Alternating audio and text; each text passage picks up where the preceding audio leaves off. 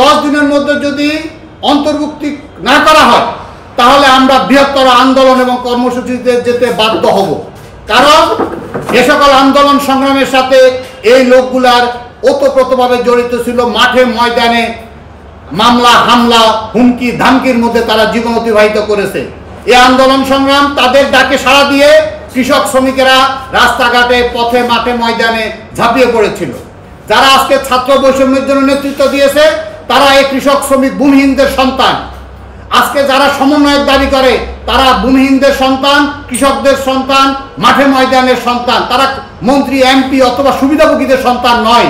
আমরা পরিষ্কার করে বলতে চাই, আবারও বলি, প্রফেসর ইউনূস স্যারকে বলি এবং আসিফ নজরুল সহ অন্যান্য উপদেষ্টাদেরকে আমরা জোর দাবি জানাবো, অনতিবিলম্বে বাংলাদেশ ভূমিহীন আন্দোলনের যে দাবিগুলো ছিল সংস্কার কমিশনে আমাদের প্রতিনিধি নেওয়া হোক এবং উপদেষ্টা পরিষদে আমাদের প্রস্তাবিত নামগুলা যেন লিপিবদ্ধ করা হয় এবং শপথ পাঠ করে আমাদের সাধারণ মানুষের ন্যায় ন্যায্যতার আশাকাঙ্ক্ষা প্রতিফলন যেন বাস্তবায়িত হয় বা করেন, এই আশাবাদ ব্যক্ত রেখে বাংলাদেশ ভূমিহীন আন্দোলনের পক্ষ থেকে জোর দাবি জানিয়ে মজলুম আব্দুল হামিদ খান ভাসানী এবং শেরে বাংলা একে ফজলুল হকের ত্যাগ তিতিক্ষার প্রতি সম্মান শ্রদ্ধা এবং তাদের রুহের মাগফিরাত কামনা করে এবং সকল ন্যায় ন্যায্য দাবির প্রতি সকল কৃষক শ্রমিক মেহনত জনতা যারা শহীদ হয়েছেন তাদের রুহের মাগফিরাত কামনা করে এবং সবাইকে সালাম জানিয়ে আমি আমার বক্তব্য শেষ করছি।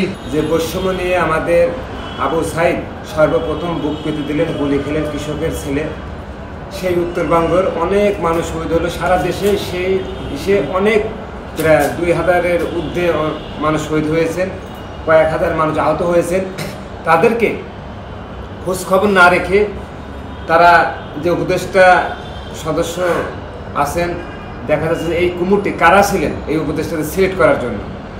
আজকে আমরা উত্তরবঙ্গ এখন যে বৈষম্যর জন্য আমরা লড়াই করলাম সেই বৈষম্যই আমরা শিকার হচ্ছে। এখন উত্তরবঙ্গের 16টা জেলা আছে আপনার রাজশাহী আর রংপুর বিভাগের, এই 16টা জেলায় আমরা বৈষম্য আমরা আন্দোলন করেও ঠকেছি, এখন বৈষম্য করার পরেও ঠকছি। আমরা বৈষম্য করা আন্দোলনের সময় আমরা জীবন দিলাম, আবার এখন আমরা আন্দোলনের শেষে আসে আমাদের হাহাকারে আমরা দিশাহারা হয়ে আমরা পথে পথে করছি। কেন চট্টগ্রাম বিভাগে আপনার 13 জন উপদেষ্টা, তাও এনজিও উপদেষ্টা হয়ে গেছে। আপনারা জানেন যে এনজিওরা সবসময় গরিব মানুষের রক্ত চুষে খায়, তারা কখনো গরিব মানুষ একটা এনজিও দ্বারা উন্নতি হয় নাই। তারা বিভিন্নভাবে তারা প্রজেক্ট তৈরি করে এই দেশের মানুষকে কিভাবে ঠকায় না যায়, সেসব তাদের কিভাবে মরা গাছ থেকে ফুল ফুটানো যায়, মরা মানুষের কাছে কিভাবে টাকা খাওয়া যায়, সেই এনজিওরা সেই ক্যাপাসিটি জানে। সেই এনজিও তো সাধারণ মানুষের যে মনের কথা সেটা জানে না, তারা সাধারণ রাষ্ট্রীয় যে সেটা জানে না। বিভিন্ন এনজিওরা আমরা দেখেছি যে তারা বিভিন্নভাবে তালিকা করছে। আজকে এনজিও সরকার 13 জন নিয়ে চিটাগাং ডিভিশন সরকার হয়েছেন, সুদখোর সরকার হয়েছেন। আমার উত্তরবঙ্গের মানুষ একটা লোকেরও তারা কেন উপদেষ্টা লোকেরা আনা হয় না। আমরা জোর দাবি জানাচ্ছি অতি দ্রুতভাবে উত্তরবঙ্গের 16টা জেলা থেকে মিনিমাম 10 থেকে 15 জন আপনার উপদেষ্টা মন্ডলীর সদস্যকে আপনি নিয়ে আসেন। উপদেষ্টা মন্ডলীর সদস্য বাড়ান, আপনারা এক একজন 8টা 10টা করে আপনারা দপ্তর ভাগ করে নিয়েছেন। এক একটা দপ্তরের জন্য এক একজন করে উপদেষ্টা বেনে কাজ করার সুযোগ করে দেন। সবাই মিলিতভাবে যদি কাজটা করা হয় তাহলে বৈষম্য দূর হবে। আজকে দেখা যাচ্ছে সবাই মিলিতভাবে তারা করছেন না। এই যে সার্চ কমিটি করা হলো, যারা উপদেষ্টাতে হলেন নায়ক নায়িকার স্বামী, আপনার ব্যবসায়িক এনজিওরা, এই সার্চ কমিটিতে কারা ছিলেন আমি জবাব চাই। আমরা উত্তরবঙ্গে থেকে আমরা জবাব চাই, সার্চ কমিটি কারা করেছেন, কাদের করেছেন, তাদের যাচাই বাছাই কে করলো। আমরা অতিভাবে আপনাদের কাছে জানাতে চাই, যাদের উত্তরবঙ্গ থেকে যে সকল উপদেষ্টাকে নেওয়া হবে সবাই নামের তালিকা দিবে। সেই নামের তালিকা আপনার নিয়োগের 15 দিন বা 10 দিন আগে তাদেরকে ফেসবুকের অনলাইনে দিতে হবে যে তাদের 10 জন সিলেক্ট করলে পরে আমাদের ভালো মানুষ পাবো।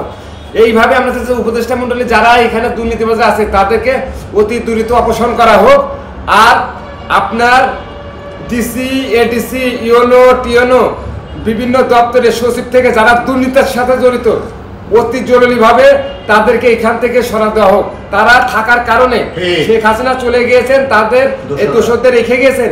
এই দোষদের রাখার কারণে এই যে আমরা বঞ্চিত হচ্ছি, বিভিন্ন সময় ফেসবুকে আপনার পেজে দেখতেছি, পত্রিকায় দেখতেছি, সেক্ষেত্রে হুঙ্কার ঢুঙ্কার আমলিগের মতো এইগুলো তারাই করাচ্ছে মানুষের আবার রক্তক্ষয় করানোর জন্য, মানুষকে ভয়ভীতি দেখানোর জন্য। আমি দেশবাসীকে জানাতে চাই, শেখ হাসিনা কখনো ফিরে আসবে না।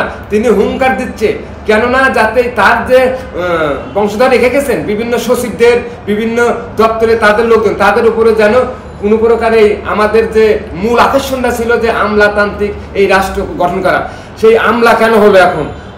সেই আমলাতান্ত্রিক রাষ্ট্রদের মানুষদের মুখ ওখান থেকে ফিরিয়ে আনার জন্য সে বিভিন্নভাবে হুমকি ধুমকি দেখাচ্ছে। আমরা এই সরকারকে সহযোগিতা করার জন্য আমরা উত্তরবঙ্গের মানুষ জীবন দিয়েছি, আমরা আরও জীবন দেবো, তবে ন্যায়ের পথে দেব। আমরা এই অন্তর্বর্তী সরকারে যে সহযোগিতা করার জন্য, দেশের শ্রেণী বৈষম্য মুক্ত করার জন্য আমরা অংশগ্রহণ করার জন্য প্রস্তুতি আছি।